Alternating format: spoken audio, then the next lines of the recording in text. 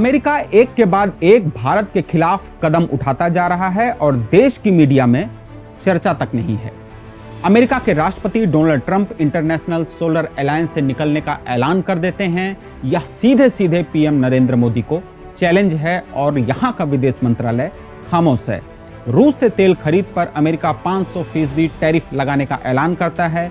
यह दोनों घटनाएं मोदी के क्रोनी कैपिटलिज्म यानी अडानी और अंबानी के कारोबार को प्रभावित करने जा रही हैं, क्योंकि अडानी सोलर एनर्जी के ग्लोबल लीडर बनना चाहते हैं और अंबानी तेल कारोबार के बादशाह हैं, जो फिलहाल रूस से आ रहा है। और इनको कमजोर करने का मतलब है मोदी को कमजोर करना। क्या यही है ट्रंप की चालाकी भरी चाल? आइए कड़ियां जोड़ते हैं और समझते हैं पूरा मामला। सबसे पहले बात भारत के चांदी आयात की। 2024 में भारत ने 7,700 टन चांदी आयात की, जो 2023 से दोगुनी थी, लेकिन 2025 में यह घटकर 5,500 टन रह गई। अब आप सोचेंगे कि यह कमी क्यों? असल में यह वृद्धि की कहानी है औद्योगिक मांग की। 2025 के पहले 8 महीनों में आयात 2,580 टन था, लेकिन पूरे साल के लिए अनुमान 5,500 से 6,000 टन रखा गया था। यह कमी नहीं बल्कि निवेश और इंडस्ट्री डिमांड की वजह से है। चांदी का बड़ा इस्तेमाल कहाँ होता है? इलेक्ट्रॉनिक्स, सौर ऊर्जा पैनल्स और इलेक्ट्रॉनिक व्हीकल्स में। सोलर एनर्जी में चांदी सिल्वर प्लेट्स के रूप में यूज होती है, जो बिजली कंडक्ट करती है। स्कॉट्सडेल मिंट की रिपोर्ट कहती है कि 2024 में 7,669 टन आयात हुआ और 2025 में डिमांड बढ़ी, क्योंकि भारत सोलर एनर्जी में $1 ट्रिलियन निवेश का लक्ष्य रखता है। लेकिन यहाँ ट्विस्ट है, यह डिमांड अडानी ग्रुप की सोलर एनर्जी प्रोजेक्ट से जुड़ी है। अडानी ग्रीन एनर्जी दुनिया की सबसे बड़ी रिन्यूएबल एनर्जी कंपनी बन रही है और वो बड़े पैमाने पर सोलर में निवेश कर रहे हैं। अगर चांदी की सप्लाई प्रभावित हुई तो अडानी का कारोबार डगमगा सकता है। अब दूसरी घटना, अमेरिका ने रूसी तेल खरीदने वाले देशों पर 500% टैरिफ लगाने का ऐलान कर दिया है। यह विधेयक अमेरिका की संसद में पेश भी हो चुका है। अल जजीरा की रिपोर्ट के मुताबिक ट्रंप ने इस बिल को हरी झंडी दे दी है, जो चीन, भारत जैसे देशों को सेक्शंस देगा। न्यूयॉर्क पोस्ट कहता है कि यह बिल लंबे समय से अटका था, लेकिन ट्रंप ने इसे पुश कर दिया। भारत रूस से 40% ज्यादा तेल आयात करता है, जो सस्ता है और हमारी अर्थव्यवस्था को सपोर्ट करता है। टाइम्स ऑफ इंडिया की रिपोर्ट में कहा गया है कि यह टैरिफ ग्लोबल क्रूड सप्लाई को शॉक दे सकता है। भारत की ऑयल सिक्योरिटी खतरे में पड़ सकती है। अब इनका कनेक्शन देखिए। भारत की सबसे बड़ी तेल कंपनी रिलायंस है, मुकेश अंबानी की। ट्रंप की टैरिफ धमकियों के बाद भी भारतीय स्टेट रिफाइनर्स अभी भी रूस से तेल खरीद रहे हैं। रिलायंस रूसी क्रूड पर निर्भर है और अगर टैरिफ लगा तो उनके मार्जिन्स घटेंगे, प्राइस बढ़ेंगे। अंबानी मोदी सरकार के करीबी हैं, जियो से लेकर ग्रीन एनर्जी तक। यह झटका सीधे रिलायंस को लगेगा। अब तीसरी घटना देखिए, इंटरनेशनल सोलर अलायंस IAS से अमेरिका का बाहर निकलना। व्हाइट हाउस की ऑफिशियल घोषणा के मुताबिक ट्रंप ने 66 इंटरनेशनल ऑर्गेनाइजेशन से विड्रॉ किया है, जिनमें ISA शामिल है। ISA 2025 में पेरिस में हुए कॉन्फ्रेंस ऑफ पार्टीज यानी COP21 में पीएम मोदी और फ्रांस के प्रेसिडेंट होलांद ने लॉन्च किया था। इसका हेडक्वार्टर गुरुग्राम, हरियाणा में है, जिसका लक्ष्य 2030 तक सोलर एनर्जी में $1 ट्रिलियन निवेश का है।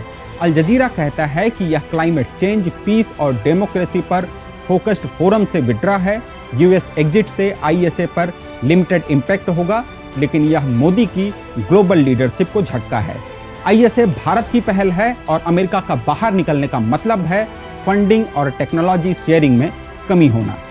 अब इन सारी घटनाओं को मिलाकर के एक कनेक्शन जोड़िए, सोलर एनर्जी में चांदी का यूज और अडानी का बड़ा निवेश। पीवी टेक की रिपोर्ट कहती है कि यूएस विड्रॉ से सोलर पीवी पर लिमिटेड इम्पैक्ट होगा, लेकिन इंडस्ट्री के एग्जीक्यूटिव्स कहते हैं कि भारत की सोलर कैपेसिटी 144 गीगावाट हो रही है। लेकिन ट्रंप का यह कदम अडानी के ग्लोबल एक्सपेंशन को रोक सकता है। अब इन तीनों का आपस में संबंध देखिए। चांदी का आयात सोलर और ईवी से जुड़ा है, जो ISA के लक्ष्यों से लिंक है। अमेरिका का ISA से बाहर निकलने का मतलब सोलर फंडिंग में कमी, जो अडानी के सोलर प्रोजेक्ट्स को हिट करेगा। अडानी ग्रुप सोलर एनर्जी में हजारों करोड़ निवेश कर रहा है। फाइनेंशियल एक्सप्रेस की रिपोर्ट बताती है कि यूएस एग्जिट से एक्सपोर्ट्स प्रभावित नहीं होगा, लेकिन ग्लोबल पार्टनरशिप कम होगी, जो भारत की एनर्जी सिक्योरिटी का बेस है। ट्रंप का यह सब पीएम मोदी को झटका है, क्योंकि अडानी और अंबानी मोदी के क्रोनी कैपिटलिज्म के सिंबल माने जाते हैं। इनके कारोबार को प्रभावित करने का मतलब है मोदी की इकोनॉमी पॉलिसी को कमजोर करना और भारत की ग्रोथ को रोकना। इसे America first versus make in India के क्लैश के रूप में भी देखा जा रहा है। और ट्रंप के इन घमंड भरे बयानों को क्या समझा जाए जब वो हमारे प्रधानमंत्री के बारे में इस तरह की बातें करते हैं। ट्रंप कहते हैं कि मोदी जानते हैं कि मैं खुश नहीं हूं और मुझे खुश करना जरूरी है। I really do believe that what he did with India is the chief reason India is now buying substantially less Russian oil. So I hope we pass this bill soon. And after this, he wanted to make me happy, basically. He wanted. Modi's a very good man. Yes, he's a good guy. He knew I was happy, and it was important to make me happy. They do trade, and we can raise tariffs on them very quickly, and it'll be people are afraid of that. एक बयान और देख लीजिए। Prime Minister Modi came to see me. Sir, may I see you, please? Yes, I have a very good relationship with him. He's not that happy with me because, you know, they're paying a lot of tariffs now because they're not doing the oil, but they are. They've now reduced it very substantially, as you know, from Russia. Bharat सरकार के विदेश मंत्रालय ने कहा है कि वे US bill को closely follow कर रहे हैं, लेकिन कोई फॉर्मल प्रोटेस्ट नहीं है।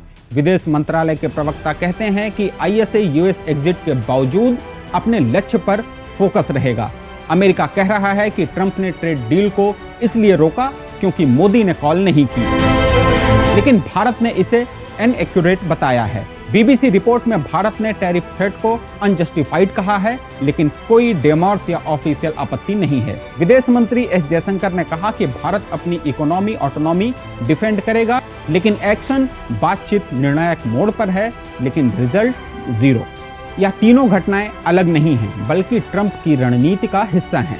भारत को दबाना, रूस को अलग थलग करना, लेकिन इससे मोदी की इमेज, अडानी अंबानी के बिजनेस और भारत की एनर्जी इंडिपेंडेंस प्रभावित होगी। क्या भारत ब्रिक्स या रूस से ज्यादा टाई अप कर पाने की स्थिति में आ पाएगा? साथ ही अमेरिका के साथ कारोबारी और कूटनीतिक रिश्ते सामान्य हो पाएंगे? आप इस मामले को कैसे देख रहे हैं, हमें कमेंट में जरूर बताइएगा। द लेंस के वीडियो दूसरों को भी शेयर करिए, हमें लाइक करिए और सपोर्ट दीजिए।